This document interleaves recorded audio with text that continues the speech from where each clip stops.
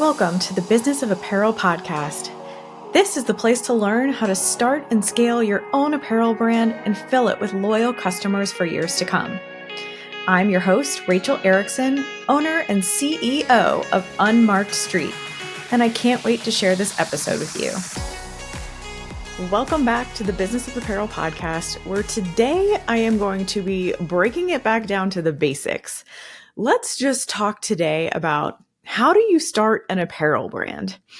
The chances are you're thinking about starting an apparel brand. Maybe you have an idea for a garment or a piece of clothing that you can't find from a brand that you trust. And so you're considering creating it yourself. This is what most of our clients end up doing when they're starting their own apparel brands. They find a gap in the market. They're looking for something that they want in their closet, and it's not easily findable.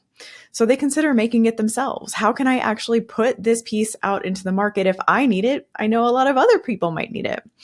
And so maybe you've gone to Google or you've come over here to YouTube and you've said, how do I start an apparel brand? And hopefully we've been able to figure out here at the Business of Apparel podcast how to show up in your results so that you can learn a little bit today about how I recommend that you start an apparel brand. Now, what I want to first throw out is that you are probably going to be finding a lot of information about a type of apparel brand called dropshipping, or for us inside the industry, we actually call that merchandise development or merch. And usually what you do in these scenarios is you work with some sort of dropshipping app. Printful is one of them that I know about. There's several of other ones that are out there. And what you end up doing is nominating several different blanks or white label products that you want to put your logo on or a saying on or some sort of graphic on that represents your brand. And so you might nominate some t-shirts that you like, some hoodies that you like, a mug, a notebook, some pens, whatever it might be that you actually want to put those logos or those graphics on. You can pull from their website. And the advantage of a business like this is that, especially with the dropshipping side of it, as soon as someone places an order on your website, that dropshipping company, so Printful, for example, we'll keep using them as an example, will print the t-shirt and then send it to your customer. It prevents you from having to carry any kind of inventory. It really reduces your risk in the apparel industry.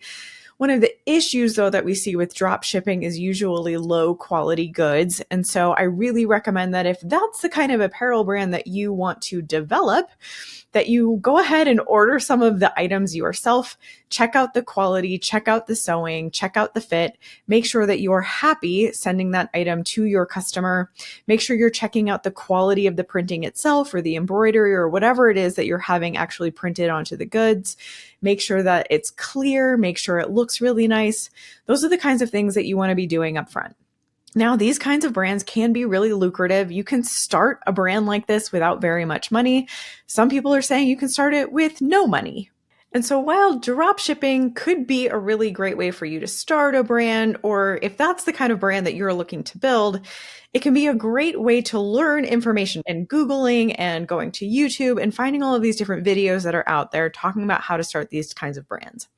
The issue that we tend to find and that we tend to have with all of that here at Unmarked Street and at the Business of Apparel is that the kinds of clients that we are working with are not looking to start a drop shipping company, right? They want to create like a bespoke piece of apparel.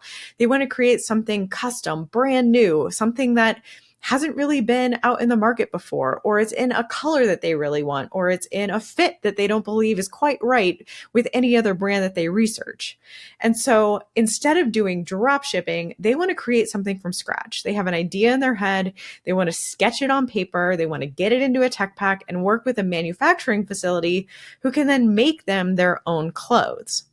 And this is what so many different brands do in the world, right? Like we hear more about the types of brands who are making bespoke custom apparel pieces than we do about drop shipping companies, because drop shipping companies can kind of be a dime a dozen. And while you can make decent money by doing drop shipping or by doing merch, it's not exactly something that's going to create a community or a movement around, or it's not the kind of brand that is going to be super unique to be like creating its own persona, creating its own stamp on the world, the way that a custom brand new apparel line could. So when we're out here talking about how to build an apparel brand, I want you to know that we're talking about the latter. My expertise is working inside companies, big billion-dollar companies that know how to make bespoke, custom apparel pieces from scratch. We're starting with a design team who has an idea. They're sketching it all out. They're doing their market research. We're doing color trend research, and we're figuring out what's going to stand for the brand in the way of new product every single season. So if that's the kind of company that you want to build and you're looking to start an apparel brand and you're out there Googling, how do I start my apparel brand? If you stumbled across this podcast and all of a sudden everything that you've listened to so far sounds just right. I don't want to do drop shipping. I don't want to do merch. I don't want to just slap a logo on things. I want to create an apparel brand. Then let's talk about that today. So how do you start an apparel brand? Now, first of all, I'm going to give you some very potentially annoying advice, but I really, really recommend that you find either a community, a network, or a mentor who truly understands the fashion and apparel industry. And that is 100% what I am here to fill for you. I can absolutely be the mentor that you're looking for by sharing all that I know through my podcast and our free content, our videos, and everything that we're putting out in our free newsletter every single week. However, when you are really ready to dive in, you are going to need someone to help you understand the nuances of this industry, because unlike many other online companies that you can build today, understanding how all of the different pieces and parts come together into an apparel brand is very different from being able to put digital products out in the world or something that you can do very quickly. Not only do you have to understand the timeline of the garments being made, but you also have to understand the timeline of your zippers being made and your fabrics being made. All of those kinds of elements have their own timelines, their own production lead times.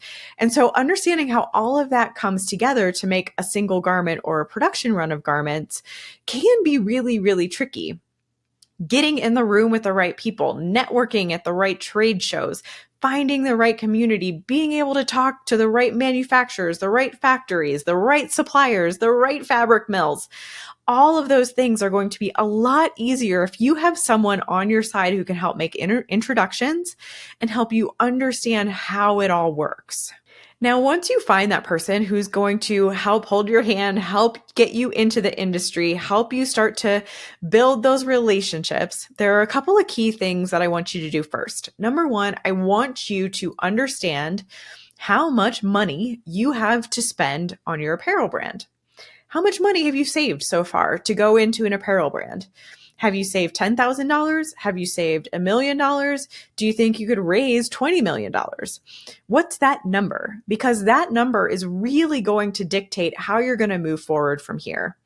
And so when we work with our clients and our members in our annual membership and in our community, that's one of the first things that we're asking them about. What is your budget? What does it look like? What kind of money can you stomach spending on your first round of inventory? Do you have money to hire people to come in and help you? If you're not an expert in marketing, sales, or apparel product development, we're really going to recommend that you go ahead and start interviewing people to help you with those kinds of things. And there are freelancers that you can find on Upwork, on Fiverr, on LinkedIn. We're freelancers that you can tap into if you need work done in the fashion industry. There's a lot of different resources that you can be pointed toward as long as you have that mentor and that one person kind of guiding you as you get started.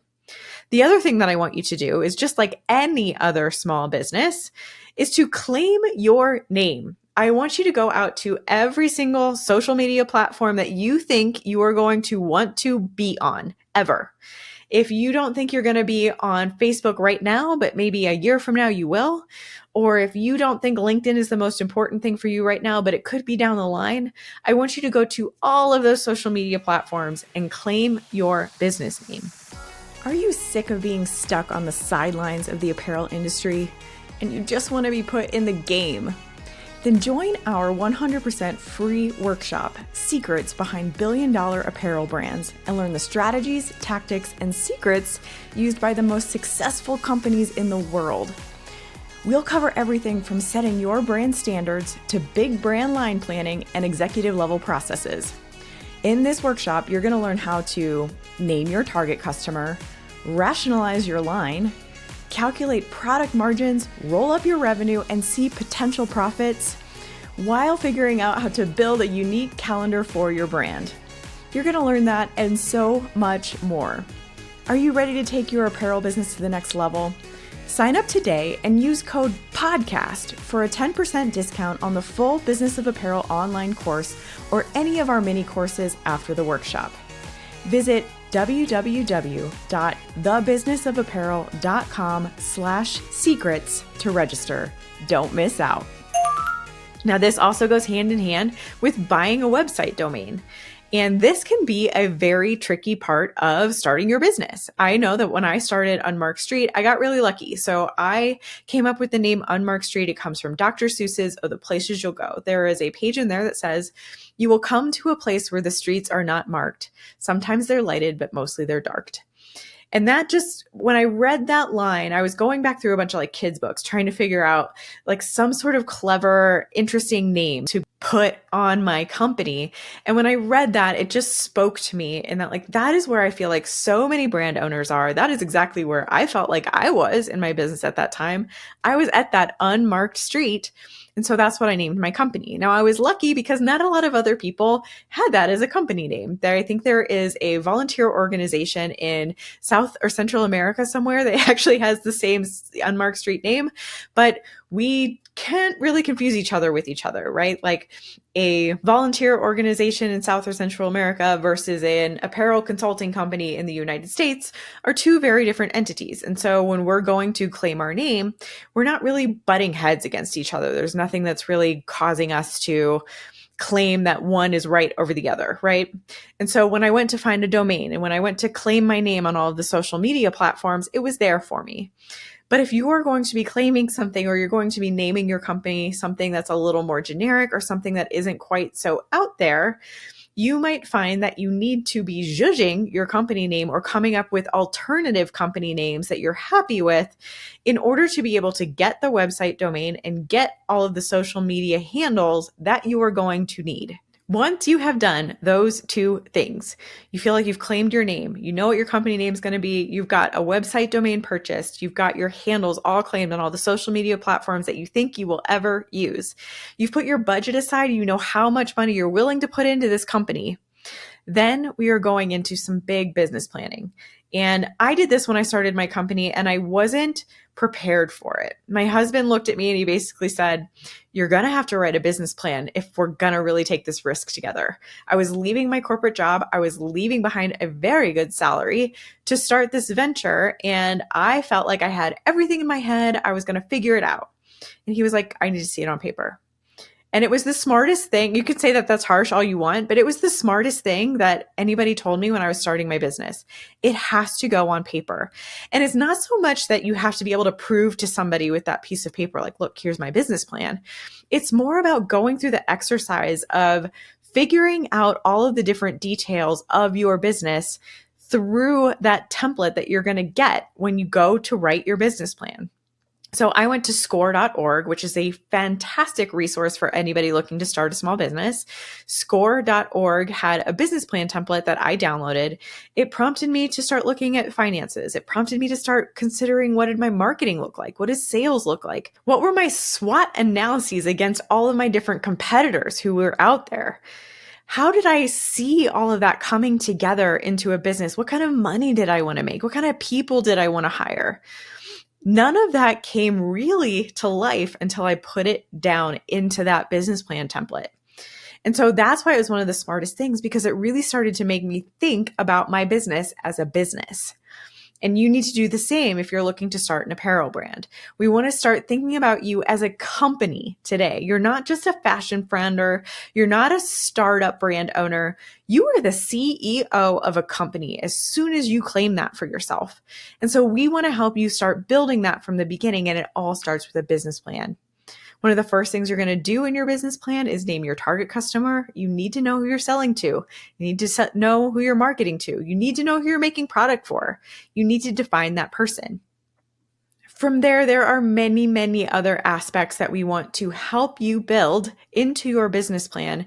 And the apparel industry has some interesting little nuances that we definitely want you to know about. So, a couple of things that you're really going to want to pay attention to. You're going to want to pay attention to target costing for your products. So, as you're designing and developing the products that you want to make for your brand, you really want to start thinking about what kind of margins you're going to bring into your company for profitability. You want to start looking at that not just at the unit level, but also at the weighted margin level. So you're really going to be understanding how all of these numbers work together. Your weighted margin for your business should be based on success that you want to see at your business. Do you believe that a 20% profit is success? Great. That's what we're going to put down on paper that you need to see in a weighted margin in the way of profit. And profit is, of course, after you've spent all of your money on inventory, on hiring people, on business expenses, on your website, on anything else that you actually need to spend your money on. So we want to understand how all of that comes together. I also want you to understand that the biggest and the best companies that we all look up to this day all started with a single product. And so if you can restrain yourself at the beginning of starting your brand and putting out a small collection of 2, 3, or 4 maximum pieces, you are going to have a lot more success a lot faster than if you try to develop so many pieces at once. And the reason for that is that you want to be very, very clear with your customer what you stand for. You want to become famous for something first before you start to expand your line. Otherwise, you're going to be spending time, money, and all of your resources designing and developing things that your customers don't understand is important to you. Does that kind of make sense? Like if you make one amazing piece of apparel and you put it out into the world and you market it and you sell it for years, your customers are going to know that you put all of your love, all of your hard work, everything that you possibly could into making the best possible version of that garment. You can become famous then for that garment because it is 100% yours. It is the thing that you are putting out into the world. And then once you have so many people coming to buy that piece from you, that's when you can then start to expand on it. Okay, what supplements this piece really well? What other colorways of this piece make sense? What other things are my customers asking for to go with this piece that I became famous for? And so many times we watch people get antsy on this. We watch people get impatient on this. And so I want you to understand the principles of all of that stuff up front, which is why we're talking a lot about SKU rationalization here at the Business of Apparel. It's important to understand that having less SKUs, less product, more marketing, and more sales dollars put into that one product will propel you forward so much faster than if you create way too many things. So let's go back to the question, how to start an apparel brand.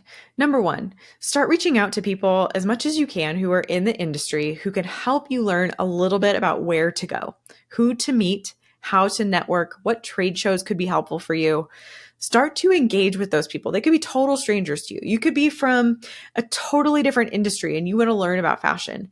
Start just connecting with people saying, hey, I am so-and-so and I want to learn a little bit about fashion. Would you get on a call with me for 30 minutes and tell me what you know? I guarantee you the people in the fashion industry are a lot more communicative and a lot more friendly than we look. For some reason, we have this reputation of being very, very hard-nosed and very hard to get a hold of, but I don't think that's true at all. I actually think there are a lot of people in the industry who want to share their knowledge. We're just very busy people. It's a very chaotic industry. And so we tend to not put ourselves out there. It doesn't mean we're not accessible. So put yourself out there and ask people if they'd be willing to help you. Once you have that person pointing you in the right direction, take advantage of that, network as much as you can, go to the trade shows, feel the fabrics, meet the mills, figure out who good partners could be for you while you're thinking about manufacturing, while you're thinking about sourcing those fabrics that you're going to need. And then I want you to start thinking about your numbers and I want you to claim your space. Think about those numbers. What are you willing to spend? What do you want to see in the way of profits? What are your dream numbers? Do you want to be a $1 billion company? Put that plan on paper. And then I want you to claim your space. I want you to take the name that you are going to put out in the world and I want you to claim it in as many spaces as you possibly can so that they're yours. And then someday we'll start talking about trademarking and getting all of those actually legally to be yours. But that's a podcast for a different day. If you are looking for a networking community and you are looking to add 50 years of expertise to your brand overnight, I encourage you to come check out our annual membership.